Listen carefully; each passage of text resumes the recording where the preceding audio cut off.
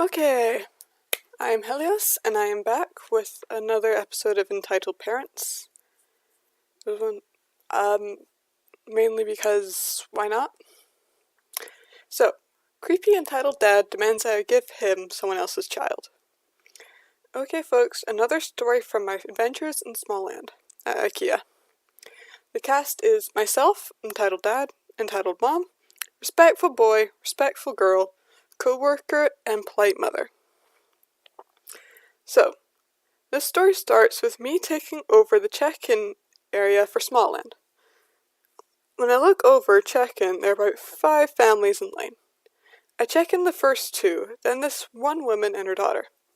I noticed the man and woman standing behind the woman and her daughter had weird looks on their faces. The woman looked visibly uncomfortable, and the man looked like he wanted to punch someone. After almost 2 years of me witnessing people developing weird facial expressions and strange emotional states from waiting in line, I was kinda desensitized to how they were acting, and not fully prepared for what was about to come. No, seriously, something about waiting in line to go to Smalland makes people look like they've gone through an existential crisis. It's like customer EX has stopped working. I should have been laughing so much more at all of this than I actually did when I was working there. Anyway, on to the story. This woman's daughter comes in, I shut the gate behind her, and she trots off to play happily. Enter entitled dad, entitled mom, and their 2 respective kids. The dad is looking down at the mother as if he is expecting her to obey some sort of instruction she has been given. The mom didn't say anything, so the dad decides he'll just do it himself and blurts out, "That woman who was in front of us here just cut in line in front of us." I knew it wasn't true. That woman and her daughter had been in line for a very long time and had been there before I had checked in, before parents had even gotten in line. I knew this because I had been waving at the girl at one point in about 15 minutes or 20 minutes prior to this. That long for a queue? Okay. I also would pay attention to the line even if I wasn't assigned to check-in because people cutting in line was a big issue in our store. So I said to the entitled dad, "She was here before you got here." "No, she wasn't. I was here first." His voice was getting a little louder too. "So why didn't you say anything?" "Well, we didn't want to make a scene, but she says this in a way like she's trying to tell me some super secret code that her husband loses his mind like this all the time, and that she's worked really hard to defuse the situation." My co-worker stepped in. "She was there before you guys. I know 'cause I was there." Okay, I thought. Co-worker is like the sweetest human to walk the earth. No one ever gets mad at him. He can straight up tell people the worst news ever, exactly what they don't want to hear, but they'll accept it because he's so damn sweet without even trying to be. His demeanor ought to fix this. Nope. The dad looks over at the co-worker and waves his hand side to side in the whitest way a man could and says, "Shut up, you don't know what you're talking about." Now, the co-worker is a lot younger than I am, so he just laughs at the guy. I mean, the dad was being ridiculous, so he deserved to be laughed at, but I'm not so young, so I said to him, "I beg your pardon?" I said it in a way like, one more insult to my unofficial little brother and we're gonna have a problem. That's the only time in this job I thought I was about to have a fuming argument with someone about how they addressed my co-worker. Protective siblings. The dad was staring at me like he was staring at the mother, and that crap wouldn't work on me. He leaned forward, I guess thinking because he was slightly tall and that would intimidate me. All I said was, "Which one of you is ready to fill this out?" I slid the pen over the paperwork and I had ready for them and just waited. "I don't think we should have to do that. You can't come in unless you fill this out." You should make that kid get out so my kids can go in." Hey. "No. There are plenty of space for both your kids. If you want them to go in, then you can just fill this out." No, I want you to make that kid get out of line. Get out of there right now, said, pointing to the play area and down at his feet as if he actually wanted us to bring the child to him. Needless to say, this was creepy. I'm not going to give you someone else's kid. It's not fair that we had to wait, so you get that kid out of there so they can go in now. I simply took the paperwork away and said I'd phone my manager to come speak with them.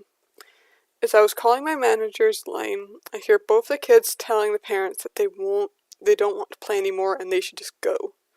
The boy was practically pleading with the dad to just leave. It was clear to me that his rageable behavior was most likely a very regular occurrence. The mom takes the two kids away, but the dad stays. I inform him after I get off the phone that the manager will be here shortly. I want the manager now. The manager will be here in a few minutes. He needs to hurry up. This guy had been waiting all of 30 seconds and was disturbingly impatient. Something tells me you're a bit of an ass. And what do you expect the manager to do? Magically pop up and side with you? Just jump out of the corner like, hello, I am the manager, how can I help? I hate myself. A minute later, a polite mother and her son came to drop off. The entitled dad gets in their way and says to them, I'm here first. I'm waiting in line to talk, waiting for the manager. Nobody else is going in until I get the service I'm due. Me, don't talk to my customers like that. Move aside so that I can check in her child. This polite mother turns and looks at the dad with the greatest stink eye I've ever seen. Then she turns to me and says, how are you doing today? Before I can answer, Dad started shouting that he wanted a manager. Do you want me to call security? 'Cause I can call security. You can't call security on me. I'm allowed to be here. Watch me! And did exactly that, called security. They came down fairly quickly, took the guy aside, and had a chat with him. I think it royally scared the pants off of him. A little while later, the manager came and had a discussion with the dad. This erupted into him claiming he would sue IKEA for the time and money he lost. The manager just responded that, Smalland is a free service. I'm finally realizing he wasn't going to get anywhere. With his nonsense, he stormed off. Too long didn't read. Entitled dad claims another customer cut in front of him and his family in line, which never happened. Tells my coworker to shut up. Demands that I take a child of another customer out of Smalland to him for a creepy reason. He blocks another customer from getting any service and keeps shouting at the manager. Security has to be called to calm him down. He threatens to sue IKEA for loss of money, and manager reminds him it's a free service.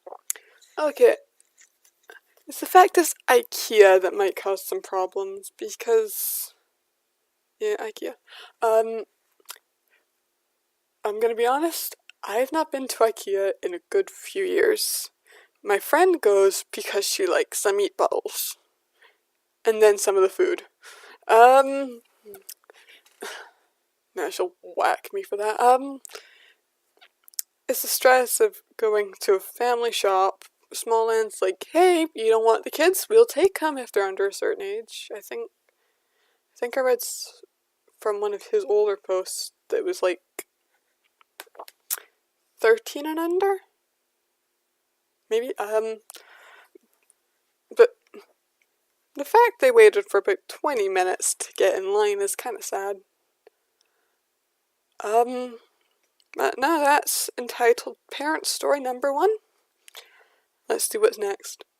Entitled Aunt took my Christmas present because her baby behaved well during the year. Backstory. My mom has 3 siblings. Out of them, one brother who married a woman who is our entitled aunt for the day. Since the first kid they had, this aunt has been totally entitled and has felt a full superiority complex about her children. They must always be the best, and no one can be as good as her angels.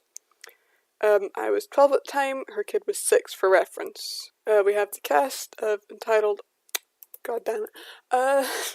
Of the aunt, uncle, me, cousin, and mom. So, Christmas Eve, and where I live in Portugal, is tradition to open our Christmas presents exactly at midnight when it becomes 25th of December. All the kids in my family were excited, especially me, given that it was a big box with my name on it. I just couldn't wait to open it and see what waited. The time comes to open the presents, and I rush for the box and try to open it. Before I can, my aunt stops me, and the following conversation ensues. It's been 4 years, so it might not be accurate. Okay. What do you think you're opening? That's not for you, it's for my angel. But my name's on the box. Why isn't it for me? I say, trying to keep getting closer to the present to open it. Well, but EK has behaved so much better than you, and I think he deserves this present more than you. She's almost yelling now. Mum, what's going on? Why are you stopping him from opening his present? Well, as my baby has done so well this year, I figured he deserves much better than your child. He's such a mess, and his grades don't even compare to EK. He shouldn't get such good presents. Mommy, is this for me? When can I open it? Just wait, sweet angel. Mommy's talking to your aunt. Leave my child's present be, or I'll have to ask you to take your stuff and leave our Christmas party, which was at our place. What's going on here? Entitled aunt, why don't you let him open his present? Well, isn't our kid behaving so much better? He deserves it more than your misbehaving nephew, and you know it. She's yelling at her own husband. We're leaving. He grabs his kid by the arm and grabs the car keys. And stop harassing my family, you've embarrassed me enough. The aunt tries to hide the present behind her back to take it without success because of how big the box is. On my way, leaving the door of the house are Christmas tree lights right in the main door. Mom takes the box from EA the moment she is leaving and immediately slams the door and hands the gift to me. Here you go. Sorry for what your auntie did to you. She's a big meanie sometimes. It's okay, Mom. I opened the present, revealing my first ever helicopter, which I was so damn happy about. The lights and the police helicopter and stuff. After this, Uncle didn't bring his aunt to family functions and only take the kid on certain occasions. He apologized for what he did and gave my mom €10 to compensate for the problems created. I visit their house sometimes, and the aunt is still embarrassed to even look at my face. I know it's something as a kid, but I still hold a grudge against her for it. It's life. The helicopter broke some months later, but it was fun playing with it. I doubt it'd last 2 days in the kid's hand, as he breaks every single toy he has.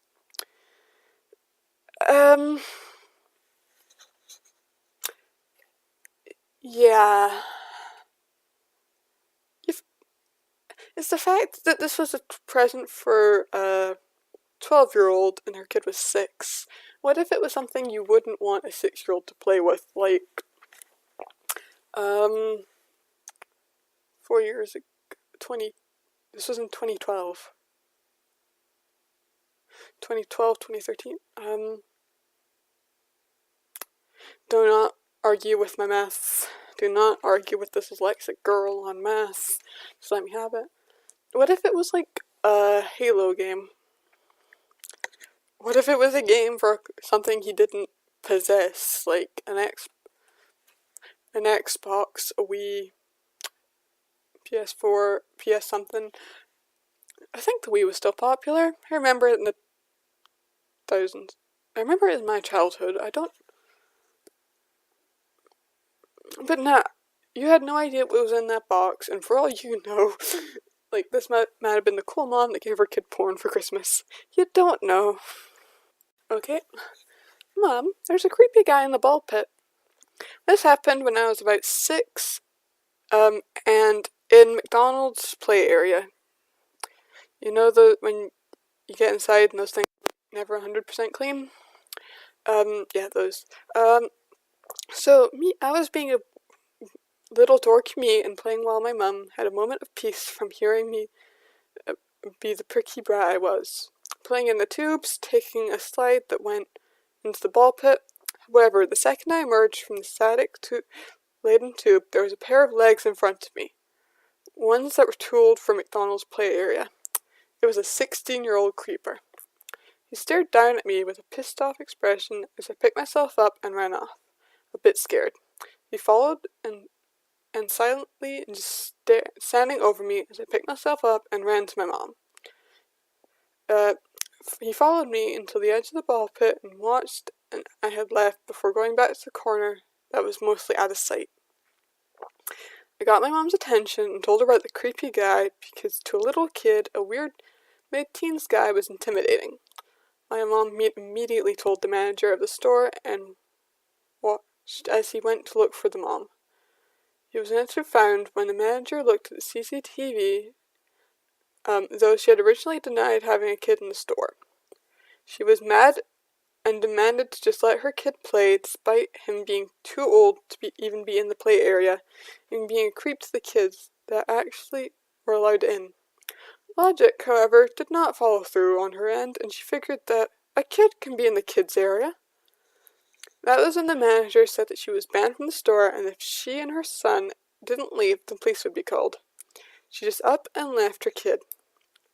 The manager looked between her retreating figure and a creepy kid that was still in the ball pit, looking lost. Eventually he went over, told the kid that his mom was leaving, and he ran out so he wasn't left behind. Honestly, that's about where it left off. I never went to McDonald's play area again, and those two weirdos were never seen again.